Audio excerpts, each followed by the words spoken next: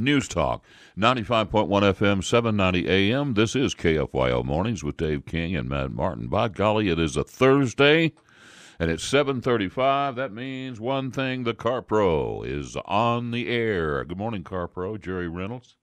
Good morning, gentlemen. How's everybody? Well, our feathers are kind of wet and cold this morning, Jerry. We've got, what's it doing in the Metroplex? Is it raining? It's almost balmy. It's like everything is wet, but it hasn't rained. It's in the 60s, but that is supposed to change this afternoon. Well, we're under high damaging wind warning effects today, 39 degrees, and rain is falling in the Hub City. Well, they've warned us about the wind as that same front moves through here later today. Jerry, I was looking at you're driving a Caddy this week, aren't you? I am. This is the smallest Cadillac SUV they've ever built, and it's also the least expensive one that they offer, although that changes pretty rapidly. It's a trend I've seen. In fact, you and I have talked about this. You know, you see the commercials on TV, and in the case of this one here, you'll see this SUV, and it's really pretty. It's a good-looking rig. And you'll see it on TV starting from $37,995, you know, and so you think, well, shoot, I could get a nice one for $40,000. But the trend in the auto industry the past few years has been a very low base price. But then when you equip them well, like this one, it's got an MSRP of $54,000. So a big, big jump. And I think people have to be aware of that because I won't use the word misleading, but it comes right close to it. I mean, it really does. Yeah. Because when you think of a luxury car, and I've seen this from Mercedes in recent times, when you take a luxury brand, you assume it's got everything on it. That's not necessarily the case anymore, so you got to be really careful. But it's a nice vehicle. It's got, this one, of course, has everything. It's got the panoramic moonroof and leather heated, cooled, and massaging front seats. Nice wheels. You know, it drives good. It's a little 4-cylinder, 2-liter turbo that's getting a little over 30 miles to the gallon out on the highway. I think what's interesting to me about this one, and GM has been doing this for a long time, they use cylinder deactivation, where when you get out on the highway at cruising speeds, it cuts half the cylinders out. So this particular one, when you're doing 60 or 65, you're running on 2 cylinders. And I think that's kind of amazing, especially in a SUV. But the mileage is good, it runs good, it's got a lot of power when that turbo kicks in. I was worried about, you know, a 2-liter in a pretty heavy Cadillac. Is that going to move it? And the truth is, it's got really good acceleration.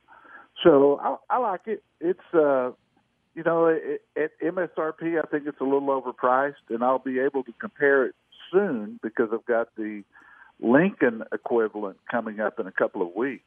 It's called the Nautilus, and it's also a 5-passenger with no third-row seat. But this Cadillac is all right. I mean, it's got good headroom, good leg room in the back seat, which was a little bit of a surprise because this thing is not that big. But drives good, rides good. You know, a little concerned about the price, but that's the world we live in today, where SUVs are reigning on everyone. So let me assume this is not one of the ones that they're going to stop making. No, this is brand new model. Yeah, okay. Brand new, just came out. In fact, it just started hitting the dealerships within the last few weeks.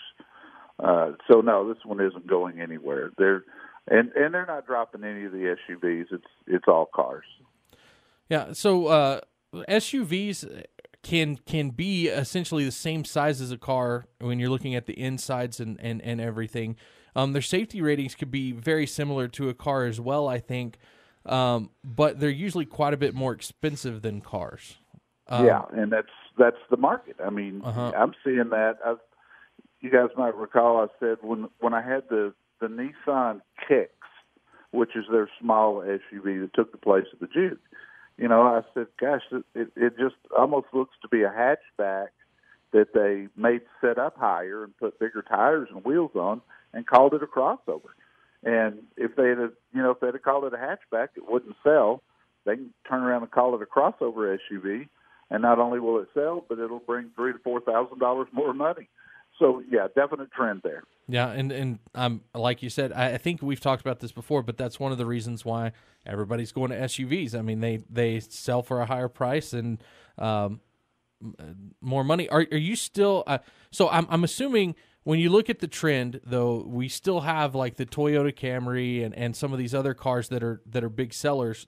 They're not going anywhere, right? No, they're not going anywhere, but their sales are off. I mean, Camry's had good incentives all year long, and although the Camry will be the number one selling car in America, their sales this year will be off roughly 25% from last year, which is a big drop. Just because of the SUV, right? Because everybody's going to SUVs, absolutely. Yeah. So go ahead. Oh no, go ahead. I'll let you finish your thought there. Well, it's just car business. I mean, for so many decades, cars were well over 50% of the sales in America, year after year after year. And today that number's around 30%. So 70% are buying trucks and SUVs. Yeah. Well, that brings up a question. Are there any changes in this original announcement from Chevrolet about the close? Nope, they're staying by their guns. They're standing by it, huh? Yep. Now we'll see. There's a lot of pressure on them right now to, not close those plants and to make sure those 15,000 workers get jobs elsewhere within General Motors. But I don't see that happening. I mean, the whole point was to save money so they could stick that money into electric cars and autonomous cars. So we'll see. It's going to be interesting. One thing at the website I wanted to call attention to, if we have just a second. Yeah. Go for it. I hear from people all the time who say, I'm going to buy a new car right after the first of the year. And I hear it constantly. And I would tell you that that's a bad move. And I've done an article at the website, carprousa.com, that I lay out why December is the best time to get a new vehicle. And it's primarily based around big incentives. And what manufacturers do is at the beginning of the year, they cut back on the incentives to try to test the market because they don't really like doing incentives, but they have to be competitive. And they pull back on those in January. So I give you all the reasons in an article titled December is the best time to buy a new vehicle. Give you all the reasons there. And I've just seen this for so many years in a row. Everybody's pushing in December. The deals get better. Everybody's thinking volume. January rolls around, everything switches. Everything's completely different. Yep. And so that's carprousa.com. Correct. All right. Well, Jerry, thank you for coming on. We're running out of time, but again, your website's carprousa.com. You're on our radio station, 95.1 FM and 790 AM KFYO from 11 to 1 every Saturday. And I'll be there this Saturday, too. All right. Thanks, Jerry, for coming out. Thanks, guys. Bye-bye.